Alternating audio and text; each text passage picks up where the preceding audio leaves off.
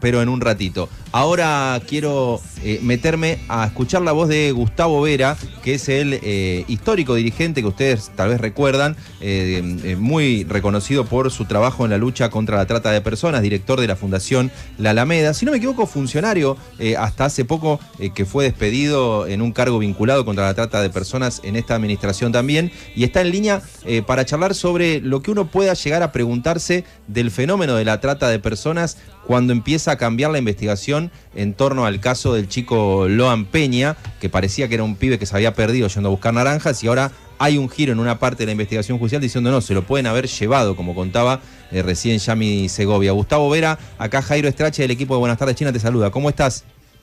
¿Qué tal? Buen día, ¿cómo están? Bien, ¿cuál es tu mirada respecto de lo que está pasando con el caso de Loan?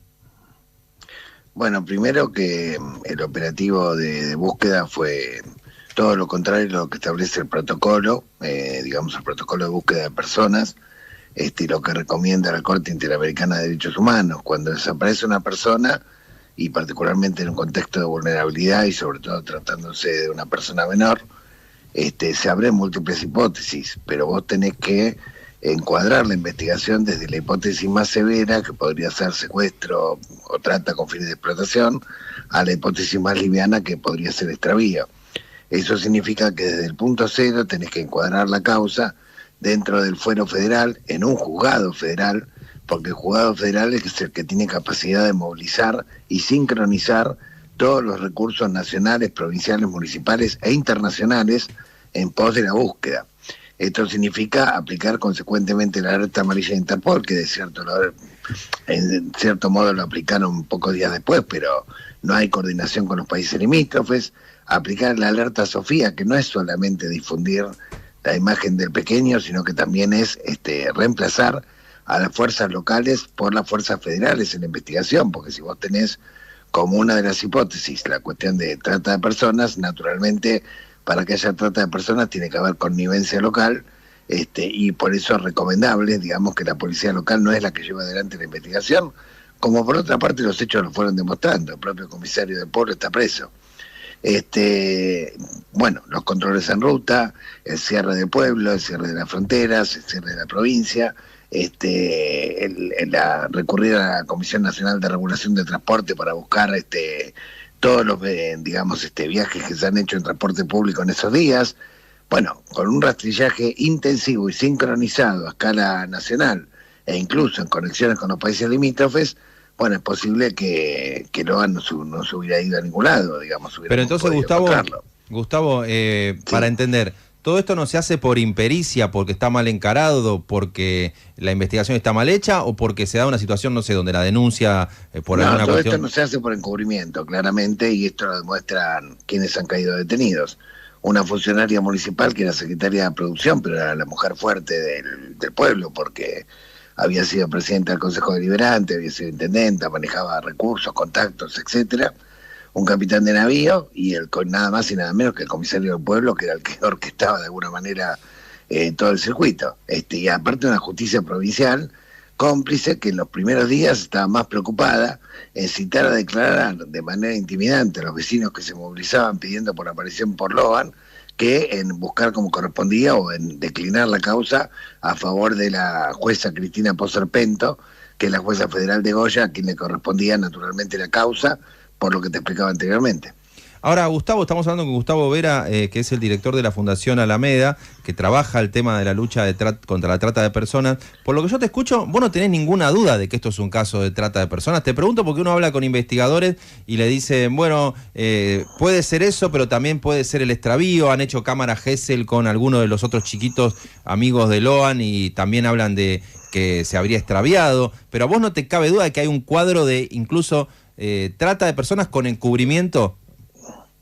A ver, a mí no me cabe duda, pero de cualquier manera lo que te expliqué respecto al protocolo no descarta la búsqueda por extravío. Lo que dice es que subsume las hipótesis más livianas a las hipótesis más severas y busca en simultáneo, ¿me explico? Sí. Acá lo que hicieron fue al revés, se obcecaron en la cuestión del extravío, perdiendo valiosísimo tiempo durante los primeros 4 o 5 días, y recién ahora están balbuceando que podría haber, digamos, trata de personas, y recién ahora están considerando de pasar la causa fuera federal. Esto es muy parecido a lo que pasó con el caso Guadalupe. O sea, vos primero tenés que buscar por cielo y tierra con todo lo que tenés a mano, considerando el peor de los escenarios, sin perjuicio de buscar alrededor de otras hipótesis livianas.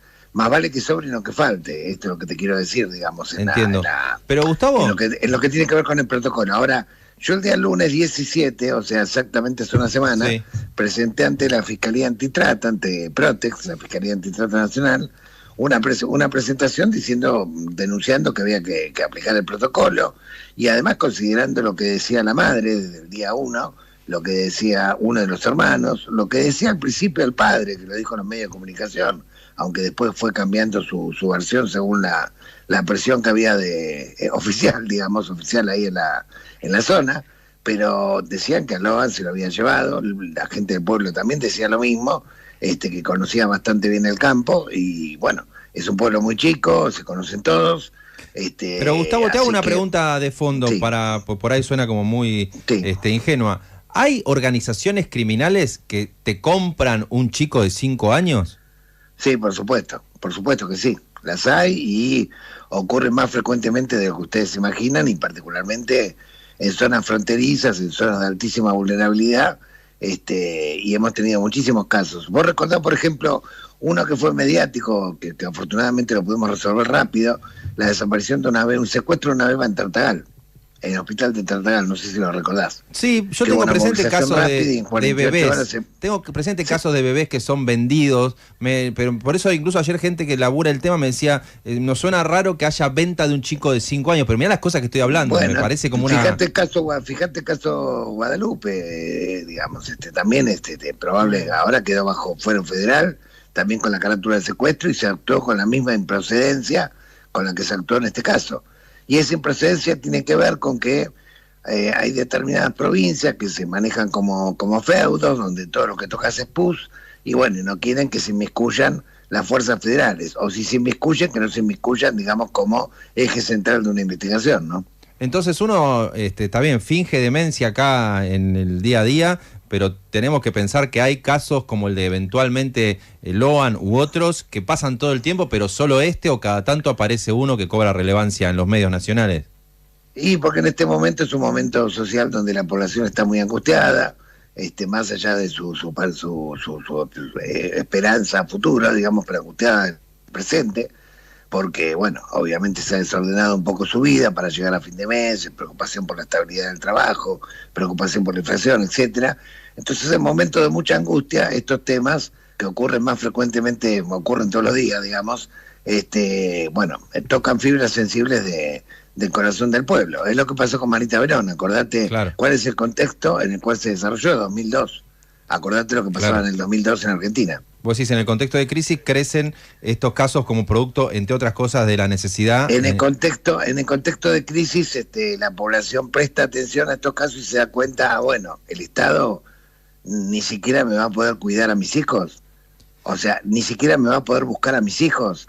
Entre los que buscan a mi hijo va a haber gente que sea responsable de la desaparición de mi hijo, como en este caso el comisario o la funcionaria municipal. Gustavo Vera, de la Fundación Alameda, vos estabas en el cargo del Comité contra la lucha contra la trata de personas, exactamente, ¿no? Estuve 4 años consecutivos, rescatamos 5.200 personas, fue la primera vez en la historia que la Argentina tuvo 4 años en la máxima categoría internacional, no dicho por el gobierno ni por nadie local, sino por la evaluación mundial anual que hace el Departamento de Estado a 188 países. Éramos uno de los 3 países más destacados de América Latina, habíamos creado un conjunto de políticas públicas para garantizar acceso a la capacitación remunerada de las víctimas, leyes de reinserción laboral, programas de acceso a soluciones habitacionales, habíamos mejorado mucho la persecución con la UIF, con la FIP, incluso con SENASA, colaborando técnicamente en temas que tenían que ver con la explotación rural, campañas masivas de visibilización, recuerdo por ejemplo la más masiva del año pasado, recordarás al final de la Copa de fútbol argentino de primera división, los 28 equipos salieron con carteles que decían no a la trata, no al trabajo esclavo, llame al 145, que tuvo un impacto sobre millones de personas. Habíamos armado mesas interinstitucionales en todas las provincias, para poder trabajar mancomunadamente entre nación, provincia, municipios y la propia justicia, y paradójicamente donde teníamos más dificultades para poder establecer esos multicontroles, para evitar zonas liberadas y para utilizar las sinergias y trabajar en red, había sido en Corrientes, donde habitualmente el gobierno local era muy reacio a cooperar, digamos, con el Estado Nacional y a cooperar con la justicia.